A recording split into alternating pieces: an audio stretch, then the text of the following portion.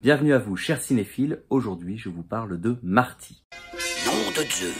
Alors non, pas ce Marty-là, mais celui-ci, Martin Scorsese, grand spécialiste du cinéma américain et du cinéma européen, et sûrement l'un des meilleurs réalisateurs de sa génération. Je vais donc vous parler de Martin Scorsese et des gangsters.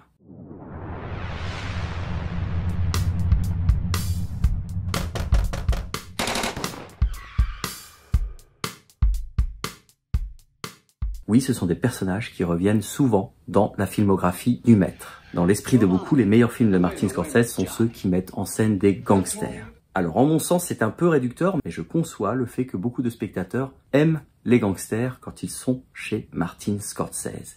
Et pour cause. Quand Martin Scorsese met en scène des gangsters, il ne nous parle pas que de la pègre. Il nous parle aussi, évidemment, de la famille, entre autres, de l'amitié et de nos sociétés en Occident de manière générale. Ainsi, dans Les Affranchis, Martin Scorsese nous parle énormément de la société de consommation.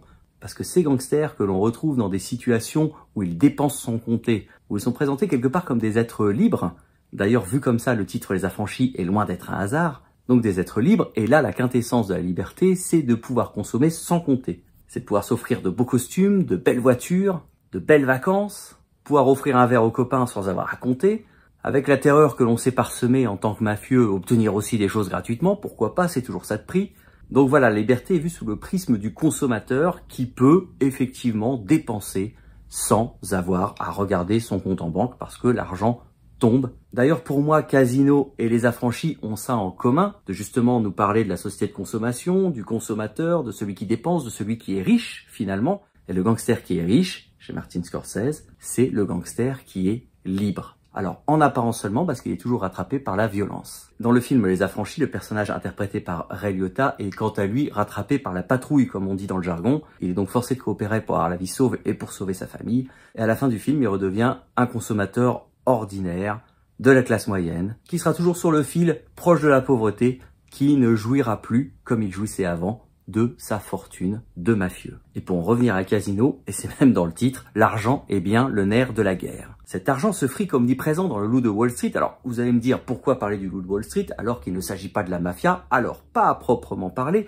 mais effectivement, les membres de la mafia porte-flingues, prêts à donner des coups de couteau, à tirer des balles dans tous les sens, là sont remplacés par des délinquants en col blanc. Le délit d'initié et l'abus de confiance remplacent donc le racket fait à l'honnête commerçant ou le vol que l'on commet chez quelqu'un. Au cinéma, il est impossible qu'il y ait une histoire s'il n'y a pas d'opposition. Alors l'exemple le plus frappant, c'est le film de guerre, et ça tombe bien que je vous cite la guerre au cinéma dans cette vidéo sur les gangsters, parce que les gangsters chez Scorsese sont aussi en guerre.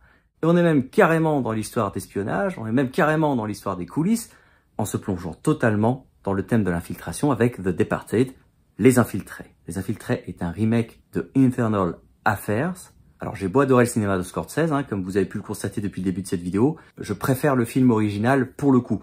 Mais l'interprétation de DiCaprio, Jack Nicholson et celle de Matt Damon, entre autres, donne, comme à chaque fois chez Scorsese, une valeur ajoutée au film. Oui, Martin Scorsese est un excellent directeur d'acteurs. La rencontre que beaucoup auraient pu trouver sur le papier improbable entre Michael Jackson et Wesley Snipes en est une preuve.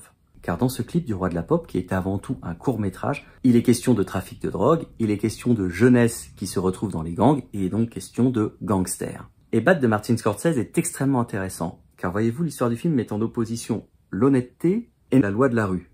C'est une triste page de l'histoire de l'Amérique qui n'est pas encore résolue aujourd'hui, de cette jeunesse qui, dans les rues, les quartiers, meurt, parce que la perspective d'avenir, c'est de devenir un gangster. Donc il y a la partie clip, véritablement, avec la chanson. Et cette partie, c'est intéressant, se déroule dans un lieu complètement clos, secret, souterrain, le métro. Cette partie est également en couleur. Vous allez me dire, bah oui, c'est normal, un clip en couleur. Oui, mais attention, tout le reste, c'est-à-dire ce qui n'est pas chanté, ce qui est interprété par des comédiens, d'après un scénario et des dialogues, tout le reste de Bad, donc, étant en monochrome. Et là, on retrouve le Martin Scorsese cinéphile, qui a dévoré absolument tous les polars classiques en noir et blanc, les films de gangsters qui ont fait de lui l'un des meilleurs réalisateurs de sa génération, comme je le disais tout à l'heure. Alors je terminerai sur ce point, qui dit gangster dit corruption, et dans The Irishman, Scorsese ne nous parle pas seulement des gangsters corrompus ou qui achètent, Scorsese nous parle politique, magouille, histoire avec un grand H, et mystère non résolu. Parce que c'est ça aussi une histoire de gangster réussie. À l'arrivée, c'est comme une affaire non résolue.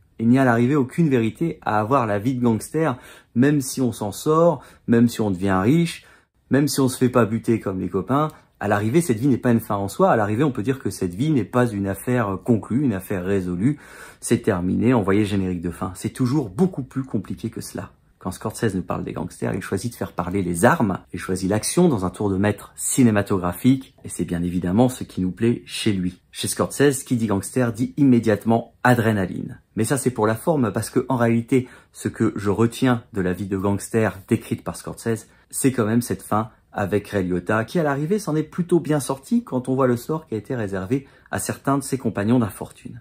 Voilà, ce numéro sur Scorsese et les gangsters est à présent terminé, j'espère qu'il vous a plu. Si vous avez aimé cette vidéo, n'hésitez pas à mettre un petit like, et n'hésitez pas également à vous abonner pour ne rien rater de mes rendez-vous ciné.